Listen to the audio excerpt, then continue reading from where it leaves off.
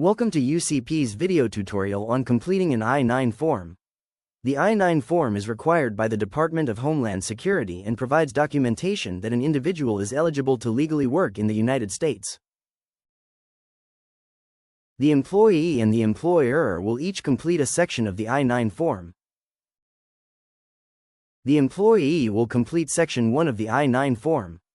Section 1 is located on the top half of the first page. The employee will complete each of the required fields, starting with their last name, first name, and middle initial. Then the employee should enter any other names they may have previously used, such as a maiden name, or a nickname, or other alias. Next, the employee will enter their complete address, including an apartment number if applicable, as well as the city, state, and zip code.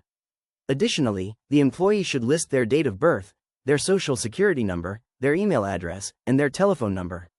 Then, the employee should check the box that represents their citizenship or immigration status.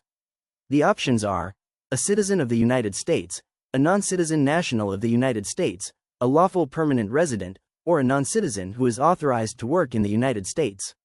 Please note that if the employee selects any of the non-citizen options, they are directed to provide some additional information. The employee should then sign and date Section 1 of the form. If the employee was assisted by a preparer or a translator to complete the form, that person must also complete the preparer or translator certification on page 3. Section 2 of the I-9 form is then completed by the employer.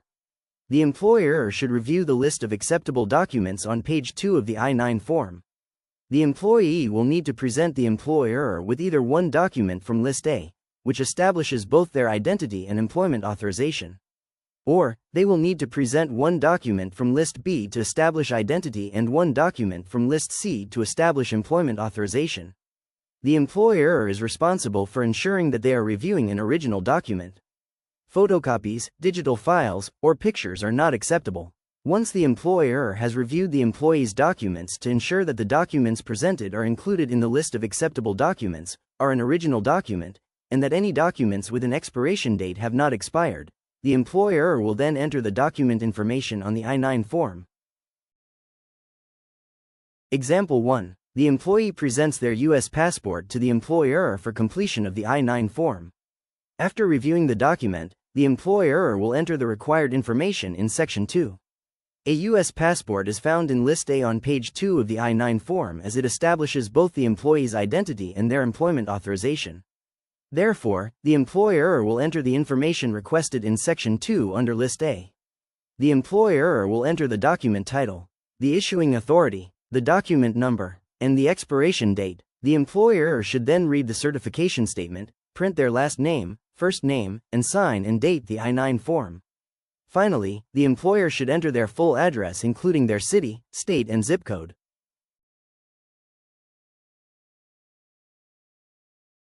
Example 2. The employee presents their driver's license and their social security card to the employer for completion of the I-9 form.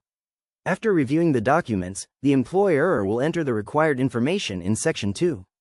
A driver's license is found in List B on page 2 of the I-9 form as it establishes the employee's identity. A social security card is found in List C on page 2 of the I-9 form as it establishes employment authorization. Therefore, the employer will enter the information requested in Section 2 under List B and List C.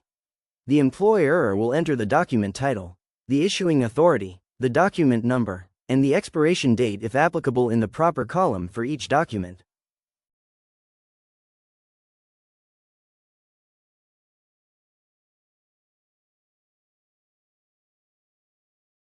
The employer should then read the certification statement, print their last name, first name, and sign and date the I-9 form. Finally, the employer should enter their full address including their city, state, and zip code.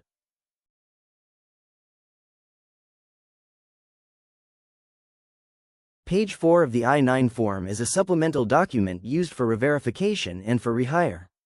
This page should only be used if an employee requires re-verification, is rehired within 3 years of the date that the original I-9 form was completed, or if the employee has a legal name change. The employer will enter the employee's name from Section 1 of the original I-9 form in the fields at the top of the page. Then, use a new section for each re-verification or rehire. If an employee requires re-verification, they can choose to present any acceptable documentation from List A or List C to show continued employment authorization. The employer will enter the document information, read the statement confirming that they have examined the presented documentation and that they believe it to be valid, enter their name, sign, and date the completed section of the supplement.